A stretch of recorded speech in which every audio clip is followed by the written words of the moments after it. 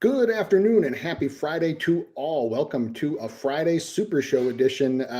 Sharpie, my guy, who I'll let him introduce himself in a second, was saying his channel was being a little bit janky, so we're doing it on this one for today, with this show being brought to you on behalf of the Daily Bread Network.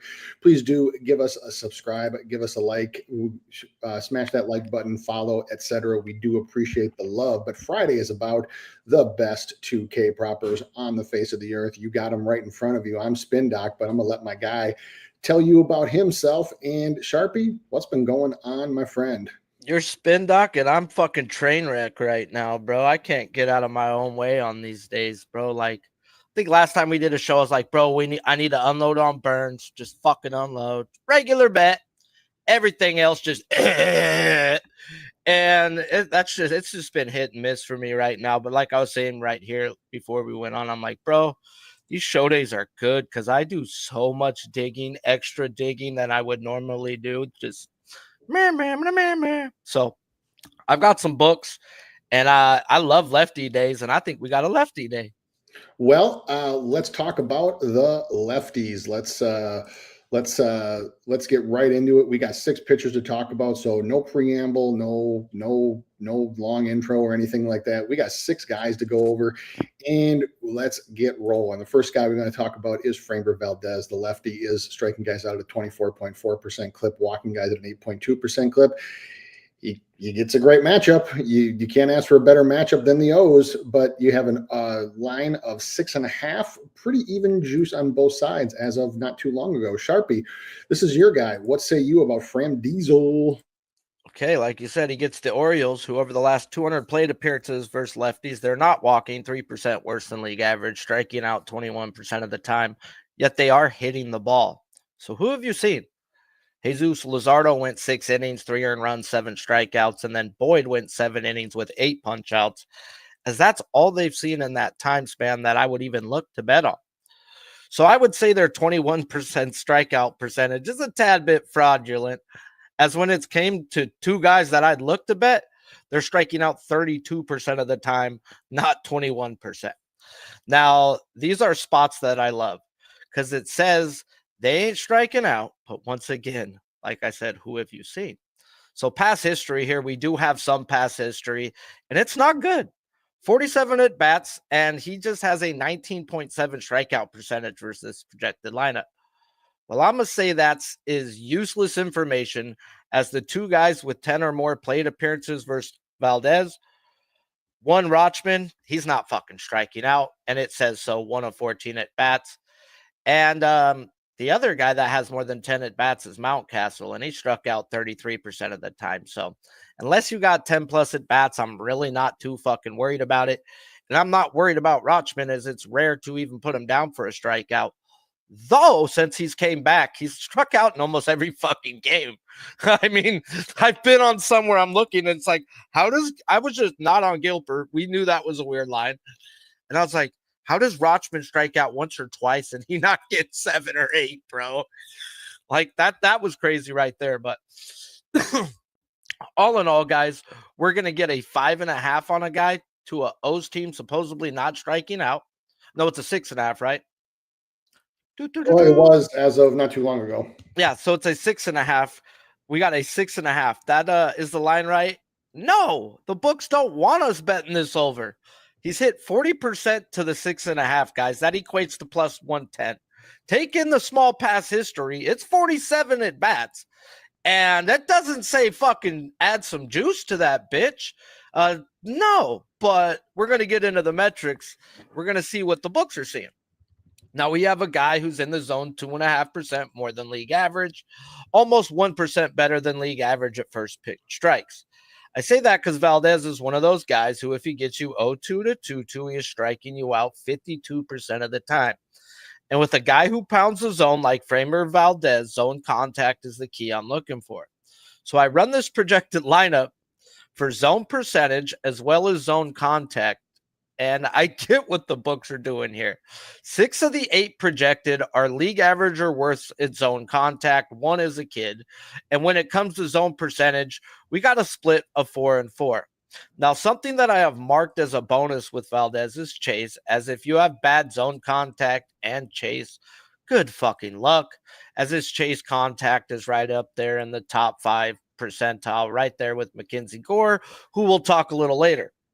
Just Gore can't find the zone sometimes, as like I said, this man lives in the zone. Now, only 2 of the 8 do chase in this lineup, with Mayo being the only guy who grades out as terrible at all. So at the end of the day, guys, we take in the metrics and we put in on top of Framer Valdez get back day. Framer Valdez is coming off back-to-back 4+ run blowups, and we have to go back to 2023 to the middle of that to see where that dude has had more than 2 bad games in a row. And we get this man at fucking home. We know about the soaked infield. We know about the advantages here, as he has an immaculate 1.65 ERA in Houston compared to 4.5+ on the road. It's Fram Diesel day for me. It's just give me the lineup so I can see if I'm either pulling them down with the team total under or just betting it straight out at the 6.5, as I think he shoves, and this is the perfect fucking lineup to get back to. Yeah, I thought the same thing. Is that I was interested because I knew he was your guy about what your thoughts were on the fact that even though it's not a huge past history, 47 is not small either. So that's 2 starts basically, and against 2 full starts against this lineup, normally I try to use 2.5 to 3 before I start making any real determinations. But the simple fact that against this projected lineup, I mean, he's got 5 strikeouts and 35 plate appearances. Against one of the possible projected lineups is 4 and 6 to this number in his last 10, 2 and 4 when set at a 6.5. And you're going to give us a 6.5, and you're going to give us an under at a bettable number, which is when it checks all the boxes that all the trend bettors and all the public trendy bettors just love. Yeah, this is an over or nothing spot for Framber here, regardless of the past history, because Sharpie, I know you quoted this, and I take this to heart every time that I do this, is that when they don't pay attention or when they ignore the past history, then you should as well, because they're the ones with the $1 billion algorithms and we aren't. So they are ignoring the fact that this man has basically almost no strikeouts against this lineup, and the fact that he's only hit this at a 40% rate, and the fact that he's only hit to a 6.5 at a 33% rate over his last 10, and actually hasn't really hit it at much higher throughout his entire 2025 season. So they're ignoring every single factor for that, and they're saying 6.5, run it up. That's what you should look to do too, if anything. Yeah, I'm going back to the All-Star break. They're striking out 20.8% of the time. Nothing says jack this fucking line up. Nope. But the zone contact does. Yep. There's that many guys. If Framer's going to pound the fucking zone, and it's just a get back spot where I think he comes out attacking the zone, then he gets 7 guys. And it might be disgusting type in 9 innings, 7. Or it could be like fucking 10+ type of day. Yep. He can fucking do both. Yep. Anything else on Fram? Nah. All right. We'll go to a guy, speaking of lines, where you just kind of go, let's talk some wheels. Zach Wheeler, the righty, is striking guys out at a 33.5% clip, one of the highest in Major League Baseball, walking guys at a 5.5% clip, one of the lowest in Major League Baseball. He gets a team that has been very easy to pick on for strikeouts in the Nats. And this line which is weird to say for a 7.5, because it's at a 6.5 in some spots. So you have a pretty evenly juiced 7.5, and then at BetMGM, or no, I think it was at Caesars. Either Caesars or MGM had a super juiced over 6.5. So let's talk wheels. Well, the first thing with wheels is that there is ample past history against this lineup, which right now is 5 lefties and 4 righties. So you have 133 plate appearances but only 30 strikeouts. So the books are paying attention to the past history. And the reason why they're doing that is because this line is set at a very basically even money to 7 or to 8. Now, Wheeler is averaging 9 strikeouts a game over his last 10 and has hit 8+ strikeouts in 8 of his last 10. He's also 2-1 when set at a 7.5. So the books are actually, the line is shading more towards the past history than it is towards the actual hit rate and overall average. Because when you got a guy that's averaging 8 and has hit this 8 out of 10, you know the public is going to be all over this one. You also, at least this morning, there wasn't an outs prop for Wheeler, but now there is. It's an 18.5 with heavy juice on the under. Now, I don't know this for a fact, but there has been talk that not necessarily that he's going to be on a straight pitch count, but that they might look to not try to squeeze extra innings out of him because his overall innings load is approaching the highest that he's ever pitched in his career. And the Phillies, at least as of today, are in the playoff race. So you have a team where you're going to need this guy down the stretch. And so is it really make a whole lot of sense to stretch him out to 110, 100 and whatever pitches that he can go to for a mid-August game against the Nats that you're probably going to have a good chance of winning anyway? Probably not. So I get why the line is set in the fashion that it is. But for me, when I look at a Nats team, because when I look at Wheeler from a metric standpoint, I look for, because he's only allowing 49.2% chase contact, 6% under league average. So I look at this Nationals lineup, and right off the top, in the projected, there's 4 guys who chase. And of the 4 guys who chase, them being House, Adams, Garcia, and Abrams. Of the 4 guys who chase, Adams and House have terrible chase contact. So they're easy targets for strikeouts. You also have another potentially easy target for a strikeout in Wood, who's projected to lead off because his zone and chase contact are both horrendous. He also has K'd 7 times already against Wheeler. So you add all of that into the mix, and you're still going to give us a line that's under what his last 10 and season average are. To me, it screams warning. So I'm not really looking to touch Wheeler on this one. I'm not even looking to pull him down. I'm probably just looking to just let it be, which is kind of disappointing because on paper, this looks like a phenomenal lineup. But you also have to take into account the fact that that Garcia is projected to be in the lineup. He's gotten 7 Ks, but that's in 36 plate appearances. It's only a 20% K percentage, and he's got great zone and chase contact. You also have Lyle, who's never faced him, but is projected to be in, who is an ultra high contact guy and doesn't chase. So you have 2 potential dead spots in this lineup for a line that, for a guy that doesn't have great past history to begin with, that is and 7 and is under his average. I don't think I can touch Wheeler tonight, and I don't even think that I want him in any parlays or anything else. What do you think, Sharp?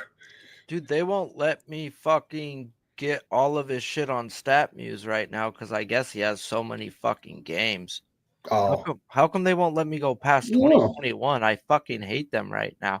I was looking it up trying to see how many times has he had 8 versus the fucking Nationals, It's like, Yeah.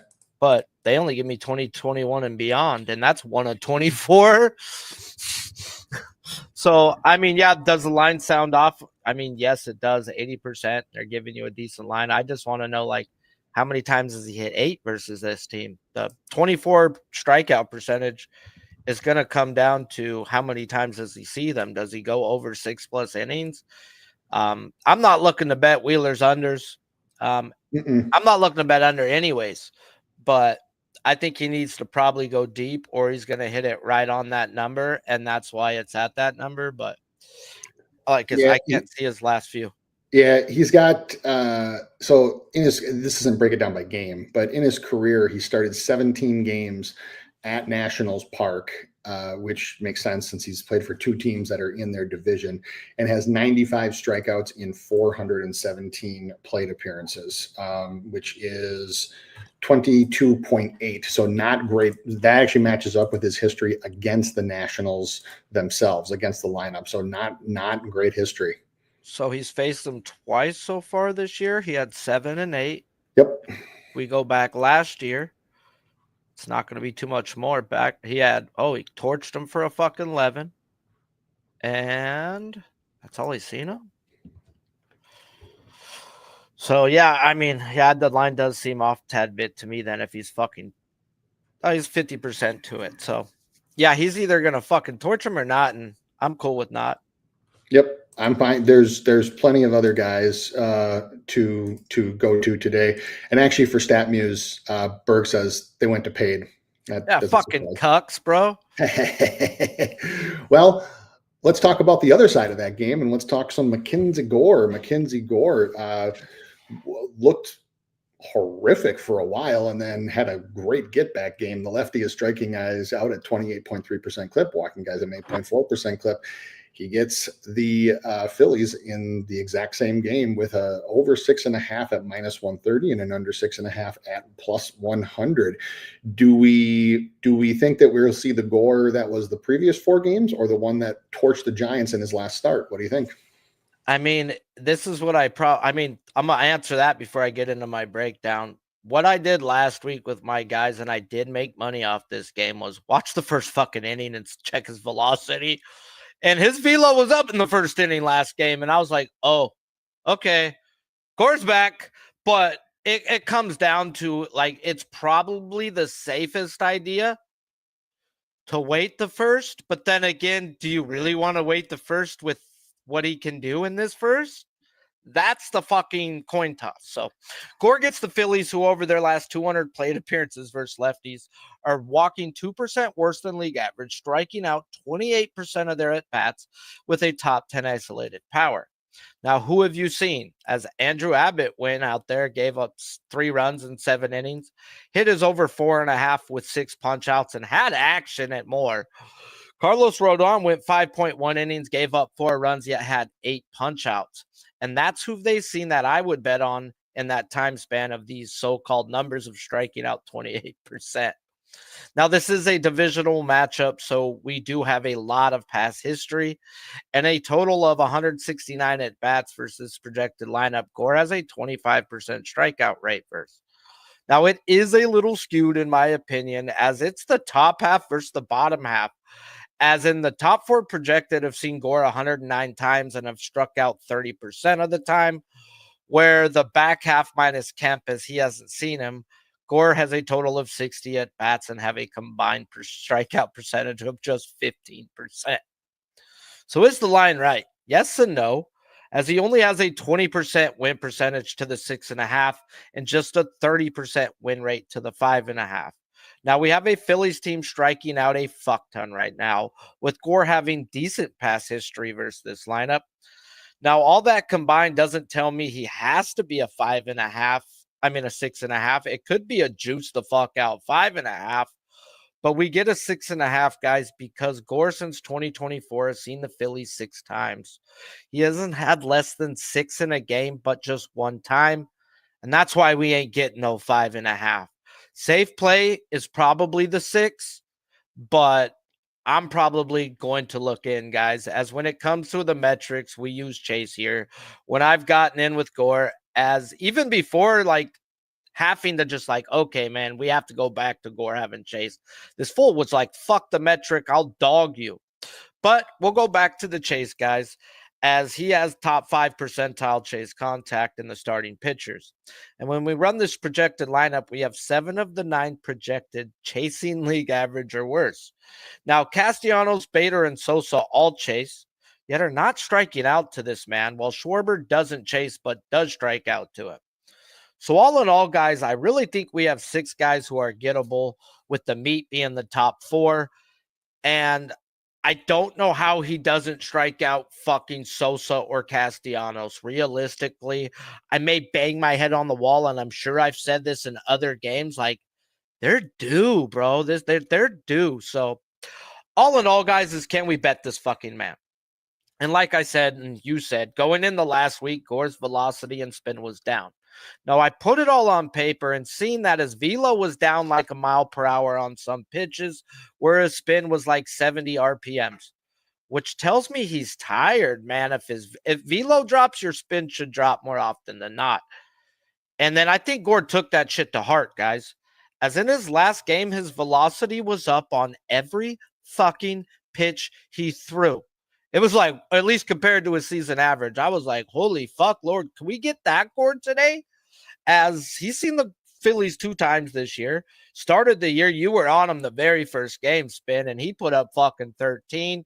We both stayed off that April 29th game. He ended up on 6 when everything else said over 6.5 where he was at that day. There's no bomb now. This is a different fucking team and a different lineup. As if we go back to April 29th, that team wasn't striking out and they were hitting the ball. Now you get a team that is striking out. And if Gore is taking this shit to heart, this may be a fucking spot where he fucking goes off. So I am looking to bet Gore. It's just how much can we put on him up front? I'll probably put him on like 70, 80 bucks up front to where if his velo's down, okay. And if he gets 1 or 2, I might have to pay some juice for the 6.5, but we'll see where it goes. I'm definitely going to get in. I just got to still temper expectations. Yeah, I'm probably going to get in on Gore too here tonight because, to your point, you know, it's so weird with this lineup because the guys where the metrics say he shouldn't strike out, he does, and vice versa. Like Castellanos chases at a 40.6% rate, which is crazy, and he's a huge first pitch swinger. And he also makes chase contact 3% under league average, but he struck out 4 out of 25 plate appearances against Gore. Like, that's a guy where, without seeing the past history, I would be like, well, that's an easy 1. It might even be a 1+, but it's not. Then you go and you look at a guy like Real Muto, who's got crazy contact metrics across the board, and he struck out 10 out of 25 times. Huh? Like those two seriously feel like they should be flipped, like they should be reversed. Sosa don't make sense either. The 2 of 15, it don't. No, and even Weston Wilson, 2 out of 9. Yes, the whole bottom half don't make sense. It just is like, dude, if Gore does what Gore could do, he could have 13. He could. This is a lineup that Mackenzie Gore is really kind of custom made, kind of set up to strike out. So I'm with you. This is a clear overlook for me all the way. And watch him come out throwing 93 on us, bro. Broke hip. His fastball velo's at like 90, 94 the whole game. Yeah.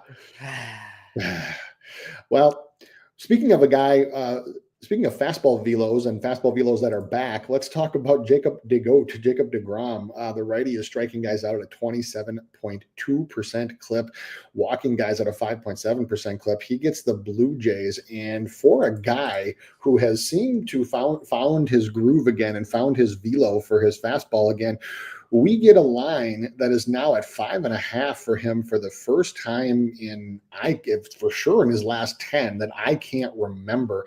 And a number that, if you're talking about 6+, that he is 7-3 to over his last 10. Now, part of this line movement down is the Blue Jays tax. The Blue Jays are a high contact team. They rank highly, ultra high in zone contact. They rank pretty high in chase contact. They do have a tendency to over chase, which is where you can get them. And that's the key for me for this one. So when I look at this lineup, I see 4 lefties, 5 righties. Now, past history, you don't have a whole bunch. You have 1 start, 3 Ks in 26 plate appearances. So it's not really something you can put a ton of stock in. But when I look for the Blue Jays, what I really look for is I look for chase and I look for chase contact. Reason being is because they're such an ultra high zone contact team that they can make even pitchers with great zone contact look kind of human. But deGrom allows a 46.1% zone contact, which is 9% under MLB average. So you have in this lineup right now, you have Bichette, you have Lukes, you have Barger, you have France, you have Clement, and you have Jimenez. So you have 7 of 9. Actually, I'm sorry, Varsho too. You have 7 of 9 guys who chase above league average. Now, you do only have 1 that makes contact under league average, but deGrom's slider is one that can make even the best chase contact guys miss. So when I compare that and I look at it, I do see paths to 6. Now, the raw math for me is coming out to 5, anywhere from 5 to 5.5, which tells me that the line is right because you're up in Toronto and you're on the road. And you also have a team who swings aggressively at the first pitch and does make contact. So when DeGrom does not get strike one on hitters, is that or when he gets behind, his strikeout percentage drops from 40.3% to 17.4. So he has not been good about coming back from getting behind in counts. Now, when you have a team like the Blue Jays, it tends not to matter as much because they do chase a ton. So if this is the lineup that we're going to get, I might have to be off of DeGrom as well, even with the line drop, because I know that when you go to San Diego, when you go to Toronto, when you go to some of those places, you almost always get dropped. San Diego and Toronto are, and most of the time St. Louis. When you go to those places, your line gets dropped no matter who you are. When you factor in the past history, it makes a whole lot of sense. But if I'm probably going to watch this one or pay attention to this one live and see if DeGrom is throwing his chase stuff or if he's trying to blow fastballs by him. Because in his last start against the Phillies, which actually cashed that one, is that he was just blowing fastballs by guys and blowing 99 past them. That doesn't work against this Blue Jays team. You got to get them to chase because they're more than willing to. And so if he's going to throw his slider, if he's going to try to get guys to chase on his changeup, then six strikeouts is a very realistic possibility because of the insane number of guys that chase in this lineup. 7 of 9. And actually Kirk's chase rate is right up there with just slightly above league average. So you have 7 guys who are above, 1 guy who's average, and the only guy who doesn't chase is Vlad Guerrero, which he's only gotten 1 out of 6 times. So if I consider Guerrero to be a dead spot, and that's the only dead spot that I have, then 6 is a possibility. Any thoughts on DeGrom?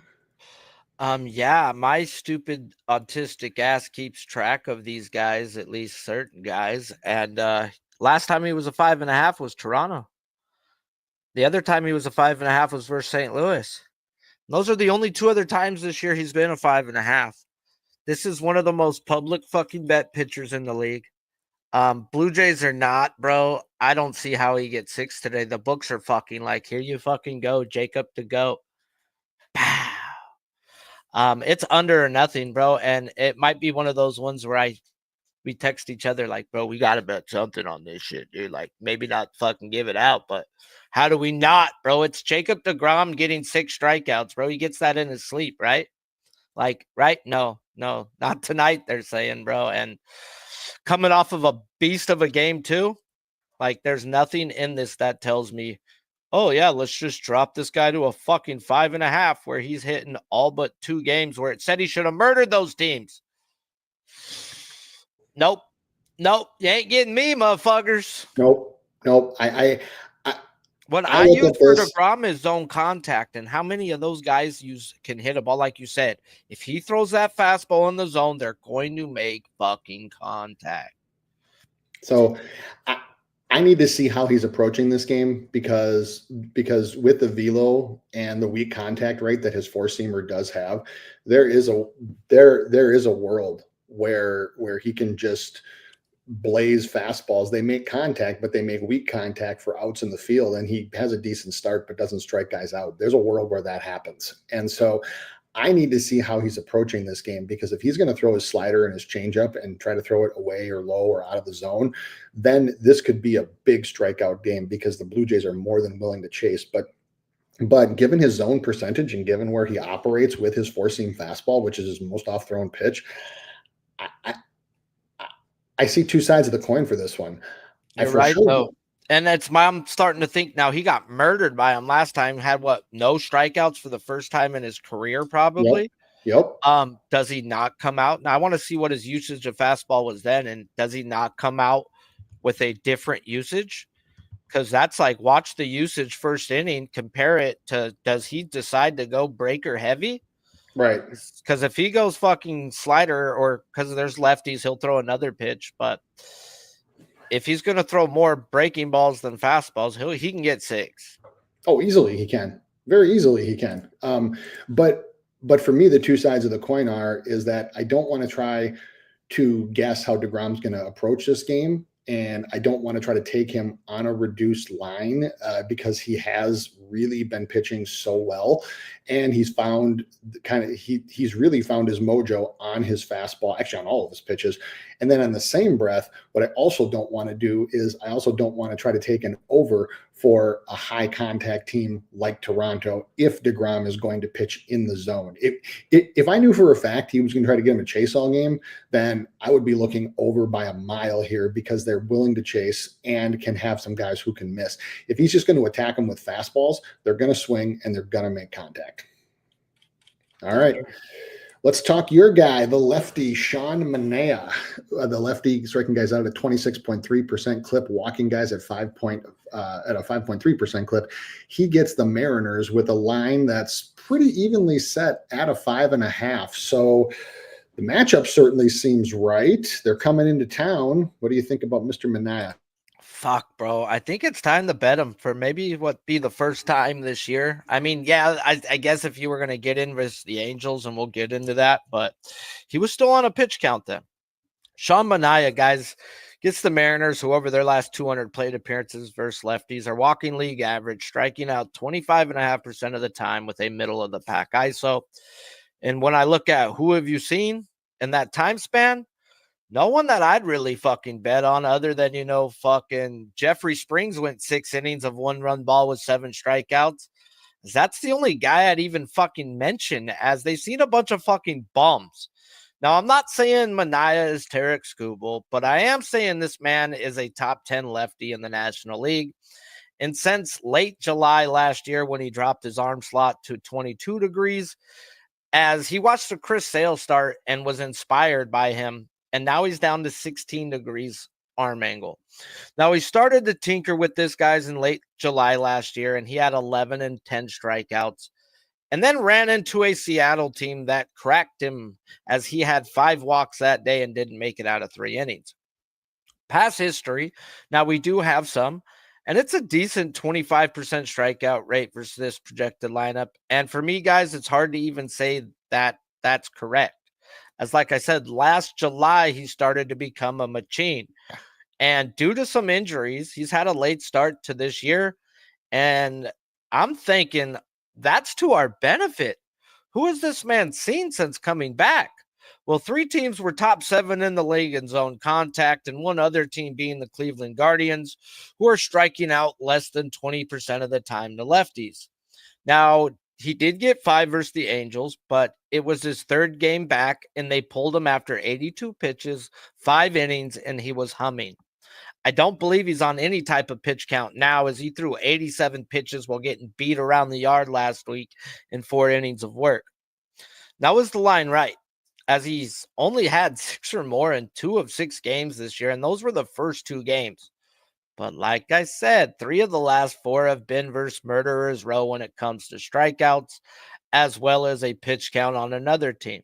So yeah, I wish it was a 5.5, but we gotta take what they give us, and it would be hammered if it was a 5.5. Now, when it comes to his metrics, we have a guy through his career is 2.5% better than league average at being in the zone. Yet through 6 games this year, he's 11% better than league average.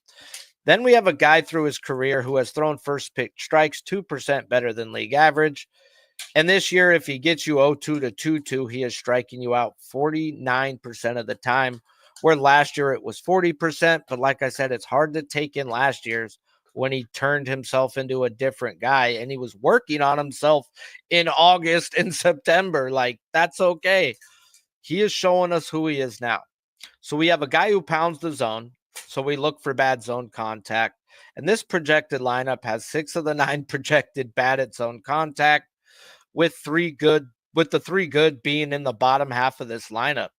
Noah Rosarena has only struck out 1 time in 9 at bats, yet different fucking Manaea. And Crawford actually cancels out of Rosarena if you want to get into that type of shit. As Crawford says, he has great zone contact, but has struck out 29% of his 24 at bats. Now put in Solano, guys, as he has great good zone contact and does play versus lefties, as he struck out 5 of his 11 at bats. So I see who take. I want to see what lineup we get, guys. But either which way, I just don't see myself not betting him today. As we're looking at, I was like, Arozarena's times to go down. He's gonna strike out.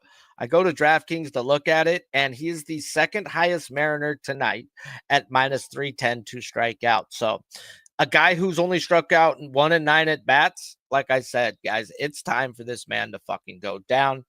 As when I looked at everybody who takes with first pitch and freaking who takes in the zone, that were the guys who were good at zone contact. The only one that he probably doesn't get today is Naylor. And that's okay, because he's got action at everybody fucking else, even Polanco, who he hasn't got this ever. 0-10.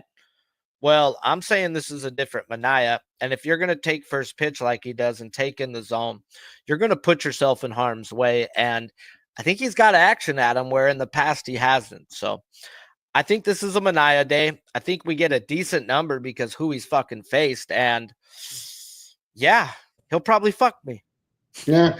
I mean, the numbers don't lie, and the Mariners have a crazy amount of zone whiff potential in their lineup, especially up top. Where you have now they're having Rosarina lead off. When you go Rosarina, Raleigh, Rodriguez, and then Gino Suarez, all usually in the top 5, you have just whiff galore up there. So for a pitcher that operates in the zone, probably I think it's almost 60% this year, if I remember correctly.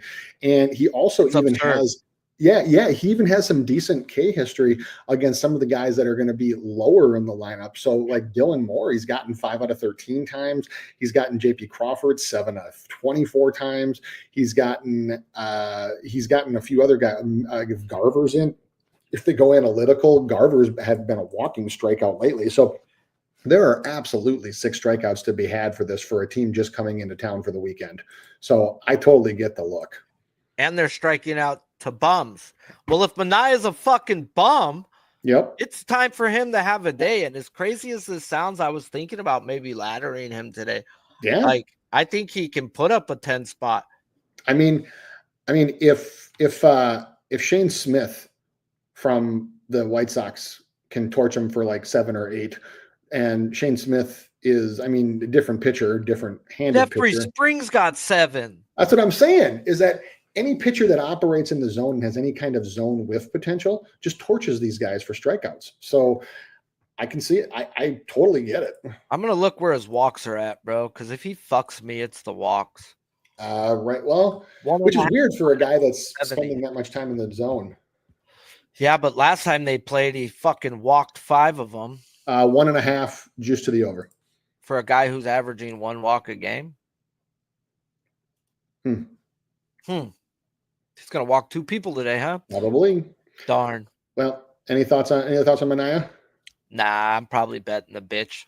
All right. Let's talk about the kid, Joe Boyle. I saw in the chat, and this is why I didn't put it up on the screen, from Okie asking about how do we feel about Joe Boyle tonight? Well, let me tell you something about how I feel about Joe Boyle. Joe Boyle, the righty, striking guys out at 24.4% clip, walking guys at a 12.6% clip. He gets the Giants tonight on the road, and we have a over 4.5 and an under 4.5 at pretty even juice. Now, as you can see by his walk percentage, the problem that Boyle has always had throughout this season is that he walks himself out of games. He does spend 51% of his time in the zone, but his pitches that miss quite badly. So he only gets guys to chase at 18.2% clip, which is 10% under MLB average. Now, I will tell you that raw stuff, this kid is the real deal. His fastball average is almost 99. I've seen him throw at 102 before, and he can just blitz it past guys. So if you're going to be a guy who whiffs in the zone, and you're going to be a guy who whiffs, can have some even reasonable whiff to a four-seam fastball, Boyle can get you. But where he runs into problems, as you can see by his walk rate, is that he pitches himself completely out of games. Now, his other two pitchers are a slider and a splitter. And when the splitter is not hitting, it, like I said, it is not even a competitive pitch. I mean, the thing's bouncing, the thing's 8 miles out of the zone. And so if you have a patient team, then you can rack up this guy's pitch count and get him out of the game. Now, we look at this lineup for the Giants right now, which is projected to be 5 lefties and 4 righties. And of these guys, you have 5 guys who are above league average in zone contact, which again is where Boyle makes you miss with the fastball, and 4 guys who are under in zone contact. So you have the potential for 4. Now, my issue is that of these guys, there are not a ton of chasers in this lineup.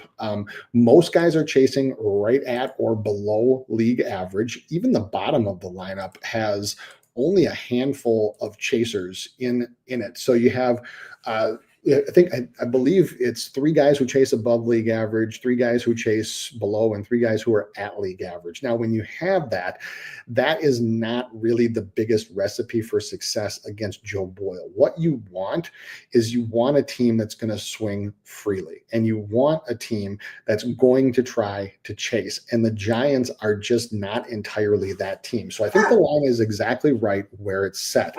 Now, what I'm looking for is a few guys that I would want in the lineup if I want to be on an over 4 tonight is I would want Devers, and I'm sure he'll be in. I would want Devers for sure.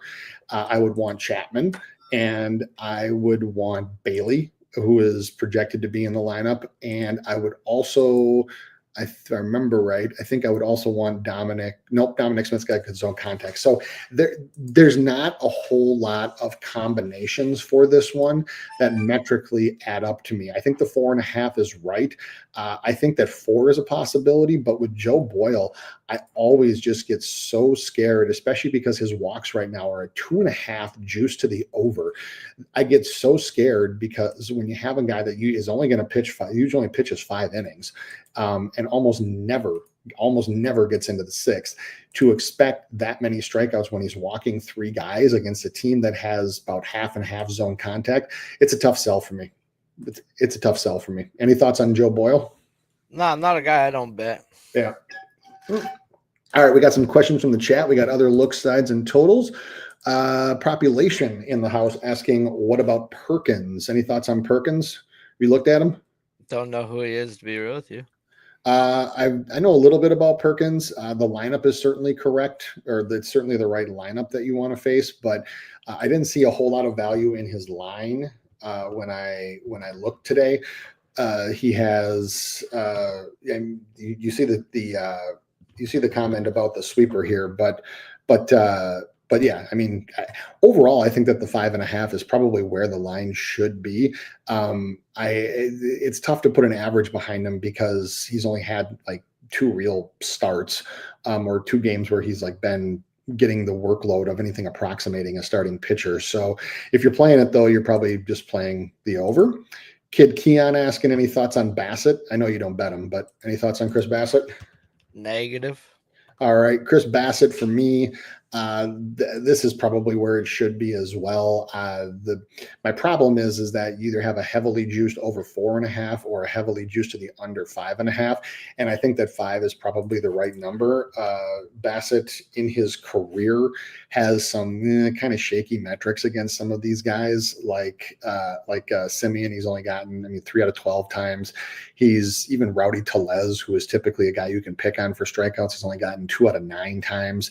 He's Jock Peterson, who's another guy you can pick on for strikeouts, 2 out of 9 times. So some of your usual suspects for this one don't have a huge strikeout rate or not great pass history. So I'm probably just going to be out on Bassett. If you gave me a free bet, I would probably just put it on. Honestly, what I'd probably do is I'd probably just see whatever plus money I can get on getting 5 exactly. Because for him, in most scenarios, 5 is where I land. Sharpie, is there anybody else that you're looking at today you wanted to cover quick?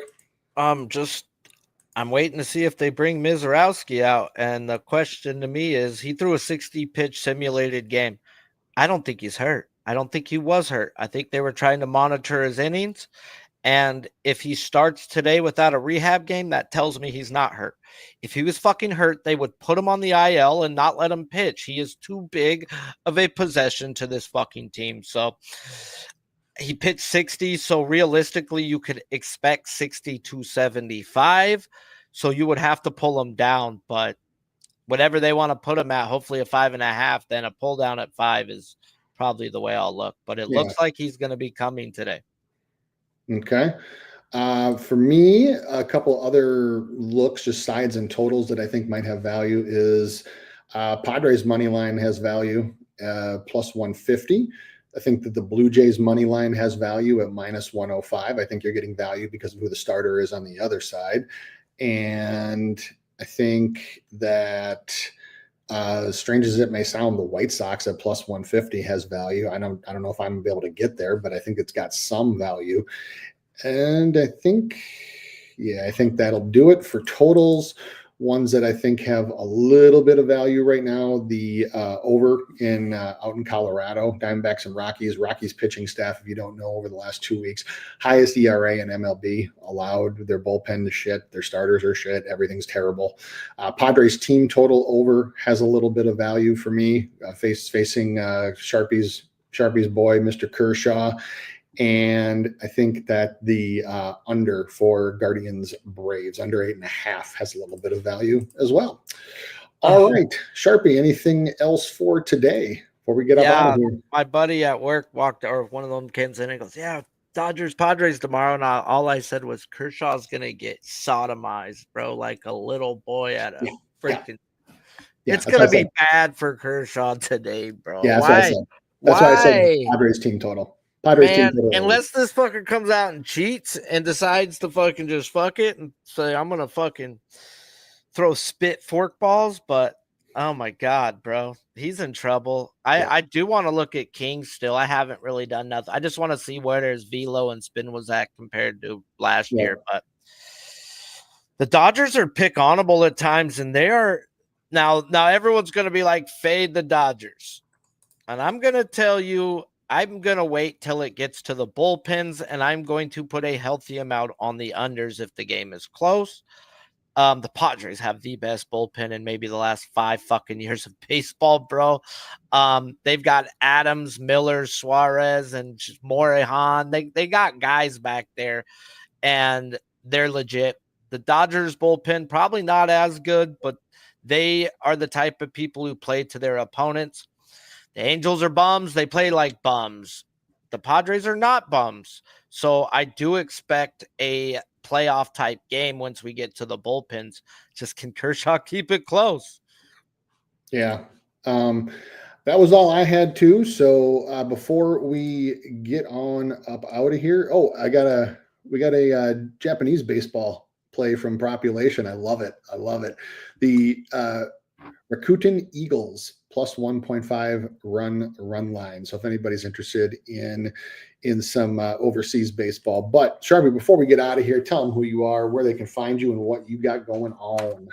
You could find me at a Tijuana whorehouse or right here, because I like to get strikes on my freaking channel.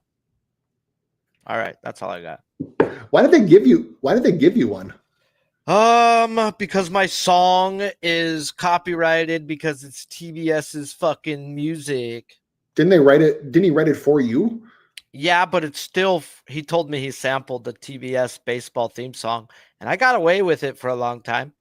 But if you listen to my beat in the background, it's the TBS fucking TV baseball theme song, bro. Okay. Only one person ever called it out, Bobano.